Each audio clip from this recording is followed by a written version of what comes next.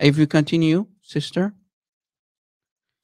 Chapter 56, and this is one of the damaging ayahs that I need to mention, and many people don't know because again you're getting false translation. Why, Rob?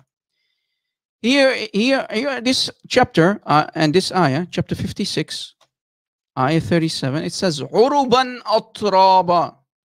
What does these two words mean? Look how many words you get for only two words. Is this really the meaning of these two words? No, of course not. Again, nothing but false translation, and I have proof.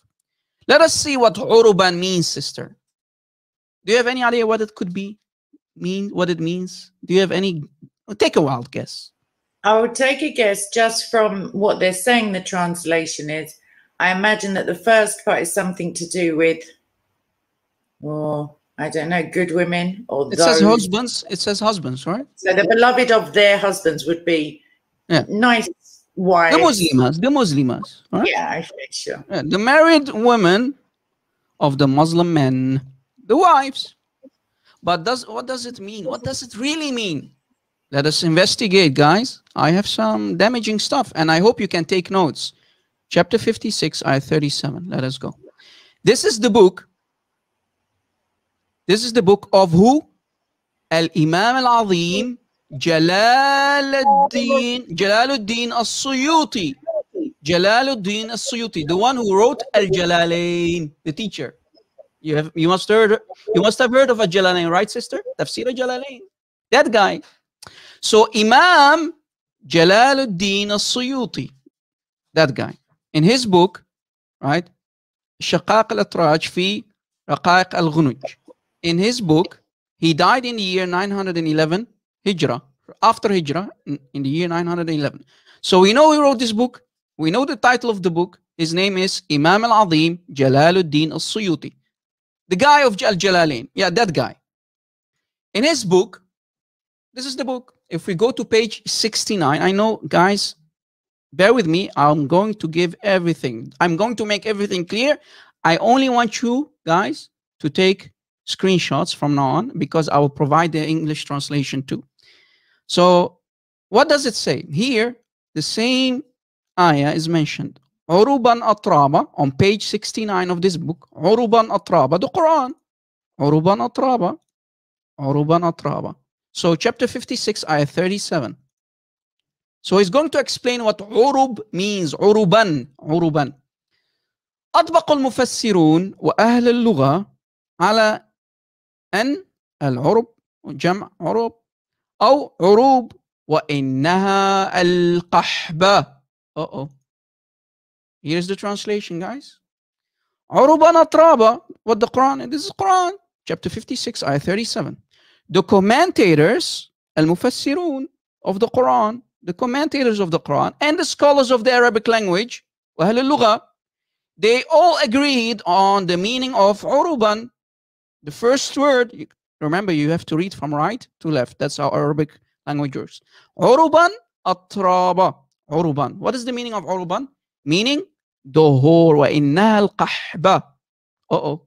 You see it, guys? It's in front of you. Uruban atraba. So, here is my own personal translation because you won't find this book yet in English.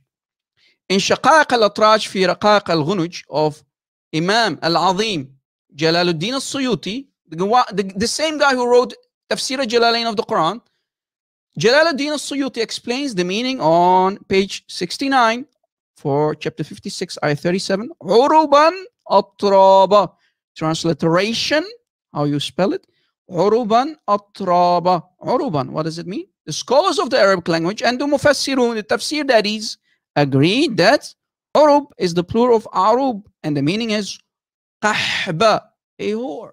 So what are you again in the Islamic Jannah of the pimp, Allah himself? What are you called? I'm a Christian. That's what I am. I'm Nejas. I'm not that thing. Yeah. This is only for the Muslim women, guys. Again, you heard it correctly. Imagine you have a mother. You're a Muslim man. If you have any dignity, ya Muslimin, ya Sa'alik, ya Muslimin, do you have any dignity? Your mothers are called whores. Your daughters are called whores. Your sisters and wives are called whores. Where's your dignity? Any Muslim woman who is watching would accept this about herself, who has some percentage of self-respect or dignity? Would you accept that your Allah, your Prophet is calling you a whore? You know, it is what it is. This is Islam, guys. I have nothing to do with it. This is not my book. This is the book of As-Suyuti for tafsir of Uruban Atraba. It's in front of you. What do you want to say, sister, about what you, after you heard? I'm glad you asked. What I want to say firstly is Ephesians 5:25. Imagine the juxtaposition between the filth, let's call it that we just read, and now listen to Ephesians 5:25. Husbands, love your wives, even as Christ also loved the church and gave himself up for it.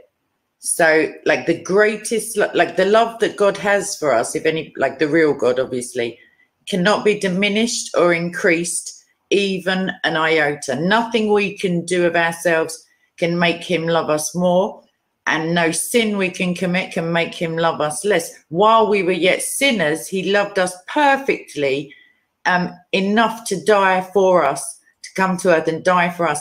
And yet we're like husbands, actually, men, married men in Christianity are told to love their wives with that kind of reverence, basically, with that perfect sacrificial love. And yet in the Quran, clearly, I don't know, I think they skipped that day when they were stealing bits from the Bible. I don't know. It's devastating. It's, how can you in 2021 accept this about yourself, ya Muslimas? If you really call yourself a man with some morality, some dignity, self-respect, would you accept your mother to be called a whore in the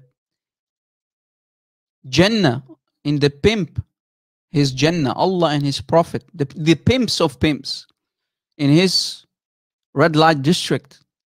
Your Muslim women are called whores? Yes, that's what Islam teaches.